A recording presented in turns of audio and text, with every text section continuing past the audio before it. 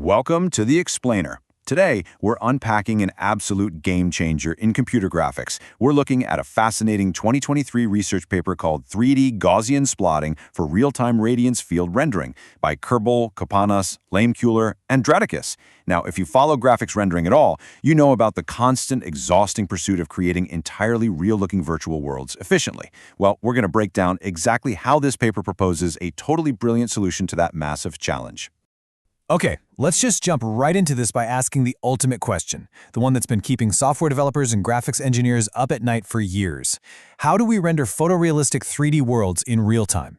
Up until very recently, getting a complex, lifelike scene meant either baking it for hours, or sometimes days, just to generate the frames, or accepting a huge downgrade in visual quality so it could actually run live.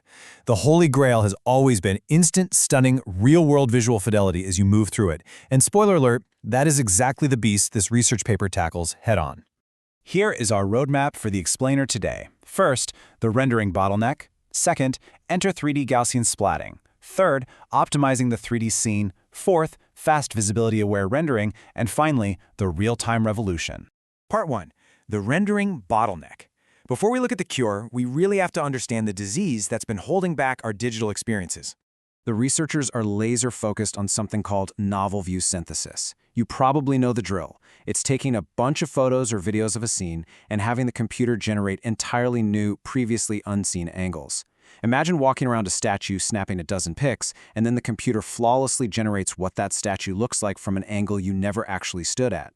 Radiance Field methods definitely revolutionized the space, but man, as we'll see, they came with a really serious catch. And that catch is an agonizing trade-off between speed and visual fidelity.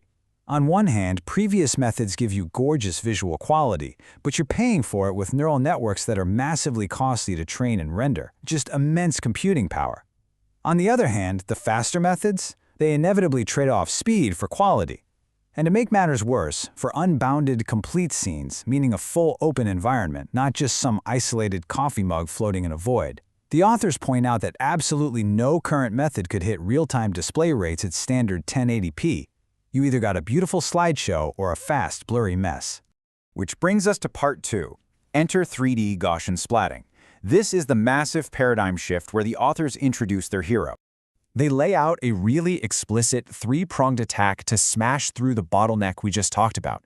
To get state-of-the-art visuals with competitive training times, they propose three things: representing the scenes with 3D Gaussians, optimizing those Gaussians, and utilizing a custom, fast, visibility-aware rendering algorithm. Let's unpack each piece of this puzzle. The incredibly smart thing here is that they don't just start from scratch. They build upon sparse points.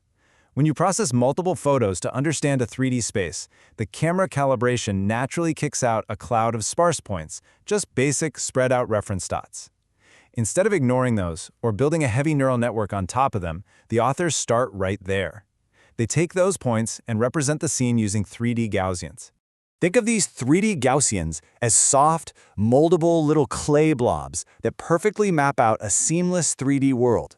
And there are some huge benefits to this. First, they preserve the smooth, continuous look of volumetric radiance fields, which is absolutely crucial for photorealism.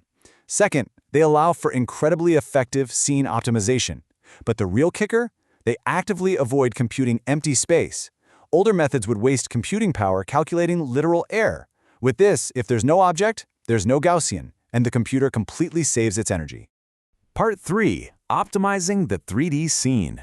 Just throwing these Gaussians into a digital space isn't enough. They have to be perfectly molded. This is the refinement stage. The algorithm is constantly tweaking the placement and amount of these digital blobs, what the authors call interleaved optimization and density control. Basically, the system is always checking its own work.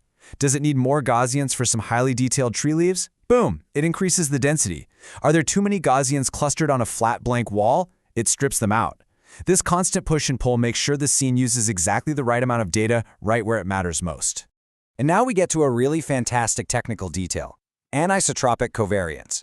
By optimizing this, the system physically stretches these blobs to hug the specific details of the scene. Because let's face it, the real world isn't made of perfect little spheres, right? Standard round Gaussians wouldn't cut it. Anisotropic covariance is just the mathematical ability to stretch, scale, and shape a 3D representation in different directions. So if it's trying to render a long, thin wire, it just stretches a single Gaussian to be long and thin. It perfectly maps to the physical geometry without adding bloated, unnecessary data points. All right, part 4, fast visibility-aware rendering. We have our optimized 3D Gaussians, but how do we actually display them efficiently? The authors built a custom fast visibility-aware rendering engine. This is the heart of the operation. It handles that anisotropic splatting, the displaying of those stretched-out shapes we just mentioned. But crucially, it understands exactly what the camera can actually see. Being visibility-aware means it doesn't waste a single millisecond rendering Gaussians that are blocked by another object or are stuck behind the camera. That specific efficiency drastically accelerates the training time and is the actual key that unlocks true real-time rendering. Finally, part 5, the real-time revolution. We've seen the theory. Now let's look at the hard numbers that prove this is a total game changer for complete scenes. We have officially broken through the bottleneck. No more choosing between quality and speed. Like the paper points out, before this, no method could achieve real-time display rates for complete scenes. That was the brick wall the industry was stuck behind. But by combining the sparse point start, the anisotropic stretching, and that clever visibility engine, the wall is gone. They successfully achieve state-of-the-art visual quality while keeping training time super competitive. And we're talking full high definition. This incredible technique achieves 1080p resolution for complete, non-isolated scenes. We're not talking about some blocky, low-res preview window. This is the real deal. Even better, it maintains a frame rate that unlocks the true potential for real-time applications. They're pushing these 1080p complete scenes at greater than or equal to 30 frames per second. That's the threshold for smooth real-time interactivity. You can literally walk through a fully synthesized photorealistic environment live without the totally crippling drag of a heavy neural network. The paper concludes with this powerful, definitive summary.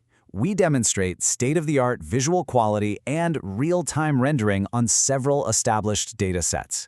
It's a massive success. So as you think about the implications here for the future of virtual reality, architectural visualization, and gaming, how will real-time photorealism change the digital worlds you interact with next? Thanks for hanging out with me on this explainer. I'll catch you in the next one.